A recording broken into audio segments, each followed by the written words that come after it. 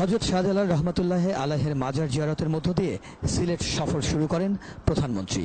এরপর প্রধানমন্ত্রী হযরত শাহ পরান রহমাতুল্লাহ আলাইহির মাজার জিয়ারত করেন। পরে প্রধানমন্ত্রী সেনানিবাসে অনুষ্ঠান স্থলে পৌঁছলে সেনাবাহিনীর একটি চৌকস দল প্রধানমন্ত্রীকে মনোমুগ্ধকর কুচকাওয়াজের মাধ্যমে অভিবাদন জানান। প্রধানমন্ত্রী 17 পদাতিক ডিভিশনের 9টি নতুন ইউনিটের পতাকা উত্তোলন করেন। পরে প্রধানমন্ত্রী তার ভাষণে সেনাবাহিনীকে আধুনিক ও যুগোপযোগী করতে তার সরকারের গৃহীত পদক্ষেপ তুলে ধরেন। ইতিমধ্যে অনেকগুলি নতুন পদাতিক ডিভিশন আমরা গঠন করেছি, নতুন ব্রিগেড আমরা তৈরি করেছি। আর তাছাড়া দেশের সার্বিক নিরাপত্তা নিশ্চিতের জন্য স্পেশাল ফোর্স গঠনের বিষয়টাও আমরা বিবেচনায় রেখেছি।